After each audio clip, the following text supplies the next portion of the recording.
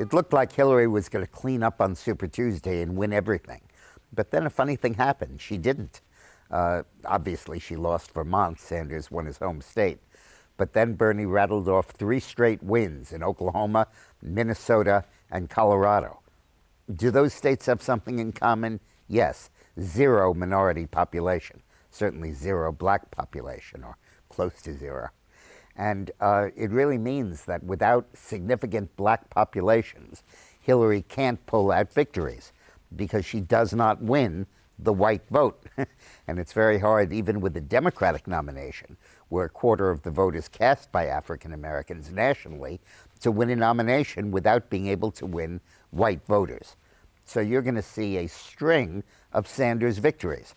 On March 5th, Saturday, we have the next round, Kansas, which I think Sanders is going to win, Louisiana, which I think Hillary will win, Maine, which I think Sanders is going to win. He swept New Hampshire, and Kentucky, which could go either way. And it's not a great prognosticator's tool. You just look at the minority populations in each of those states. Now, the real primary hasn't happened yet. It's not the Texas or Nevada or South Carolina. The real primary is the FBI primary, and that hasn't happened yet. At some point in this process, I believe the FBI is going to recommend to the Department of Justice that Hillary Rodham Clinton be indicted. And I think at that point, if they indict her, she's out of the race, but they won't, because she'll be en route to being the Democratic nominee, although Sanders will be close on her heels. But I think that if the Justice Department refuses to pursue the FBI investigation, the leadership of the FBI is going to resign in protest, and the National Intelligence Establishment will do likewise. You'll have something just like the Saturday Night Massacre of 1968. We'll cover that in our history video on Saturday because it's so relevant.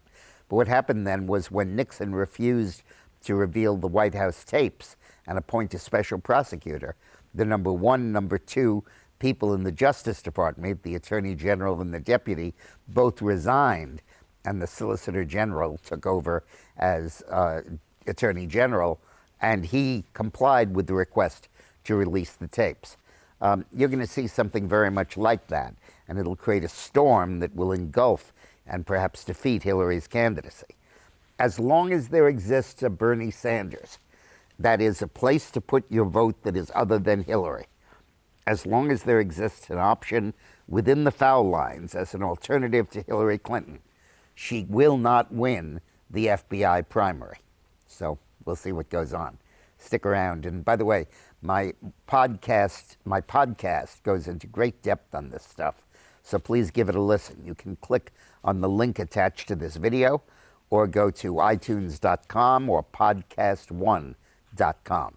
Thanks for watching, and thanks for listening.